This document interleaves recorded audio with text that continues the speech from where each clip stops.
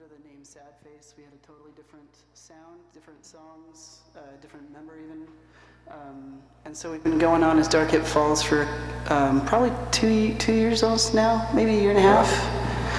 And we recorded a full-length album down in San Francisco a couple years ago, and we released it right at the beginning of 2014.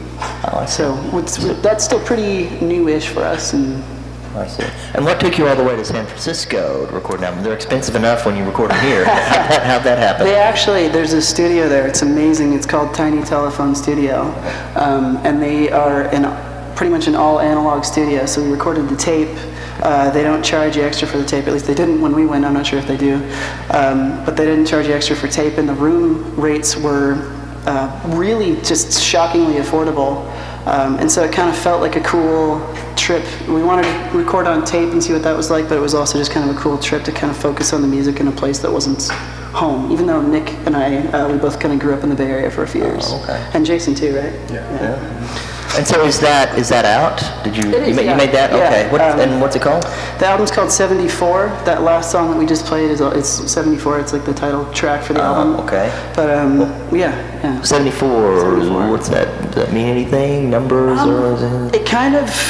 It was kind of like a working title for a little while, and Joe, our drummer, looked up, and maybe it was Wikipedia, maybe it's not even proper like numerology, but when he looked it up, the song kind of reflects a lot about kind of trying to talk someone out of doing something violent, in particular with using religious grounds as kind of your motivation, and trying to talk them out of doing something violent, and the kind of dual sides of how something can be good for one person and terrible for someone else.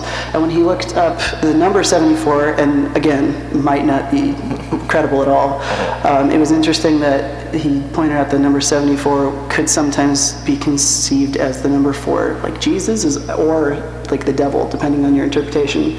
So we kind of thought numerologically it became 74. Yeah. So it was. So that's how we got that number. Yeah, it was kind of like a working title, and then it was, and he looked it up, and we were like, that fits perfectly. That's incredible. Wow. You guys reach pretty deep.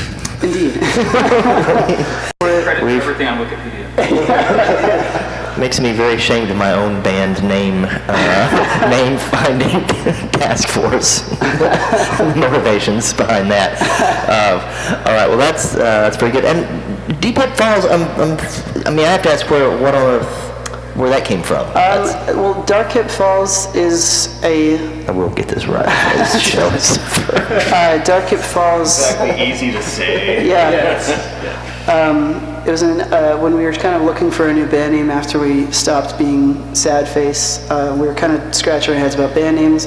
Anyone that's in a band knows that trying to come up with a band name is like the worst thing about being in a band. Sad Face because there was a picture of a sad face on his drum head, and we just said, we don't want the discussion. Yeah, and so we're very low maintenance about it. We don't really want to push too hard, but we're big fans, especially Nick, of Scott Walker, and all his kind of crazy career, the way that he descended into such dark kind of avant-garde albums. And there's a song called The Electrician on this album he did with the Walker Brothers in the late 70s. And one of the lines within that song is Dark Hip Falls, and Nick kind of found that. What's the song about?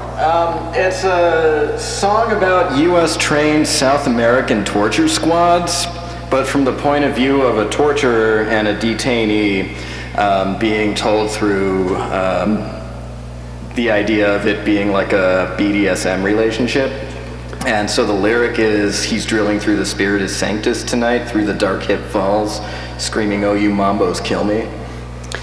Oh, that sounds familiar. Now that you mention it.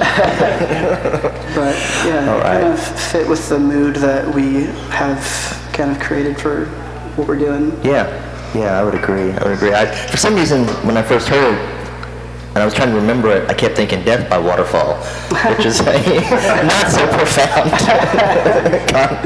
concept. All right, so are you still playing out in Seattle regularly? Is this your hometown? I mean, I assume. Yeah, we're all you're- based. I don't think any of us. I don't think any of us are actually from here originally, but we are based here. We've been based here for a few years, Okay. and we have a show at Barboza. We're opening for Acid Tongue, and It's another band I'm in. yeah, Jason plays keys for the band Acid Tongue, which is members of Fox and the Law and Mama Rags. And what's the other band on the bill? Echolux. And Echolux. So we're opening for them. That's on the 13th of May at Barboza. At Barboza, okay. Yeah. And then after that, these guys, I'm a musician and tour manager for an artist called Mary Lambert. And so I'm leaving on a tour, and these guys are doing this cool cover night at the Lo-Fi. It's a tribute to the old MTV program, 120 Minutes. And so, all the bands are playing a couple of songs from the golden age of 120 Minutes MTV music videos. That's May 28th. May 28th. Golden age. If rock bands from 1988 could hear you now, call it the golden age now. Oh my God. That's how they put it. All right, so Barboza. Any other name drops? Why is Mary Lambert is familiar to me? Have we had her on? Maddie, is that- She did a collaboration a few years ago with Macklemore. She was on the song. She wrote the hook for the song "Same Love," and she kind of has released a couple other singles as well.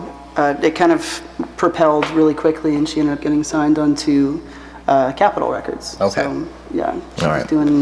she's doing that. So you're saying it sounds familiar because it's been in the newspaper. Something like that. Yes. All right. We do so many bands here, I forget who's Yeah. famous and who's here. Yeah. No, sorry. Well, great guys. That was fantastic. I think anyone would have greatly enjoyed that. I really love the rhythm section back here. Thank you. By the way, that is it really nailed it down and not easy to do. So I'm going to say it one more time. Dark Hip Falls. You guys can see them at Barboza very soon with a lot of the bands. And Plastic Jet Airline will return to you on May 12th. I don't have the bands in front of me, but you know they're going to be good. We haven't had a bad one yet. So we will see you on May 12th, I hope. And thanks for taking us out, guys. Thank you so much. All right. Hey, thank you. Good night, everyone.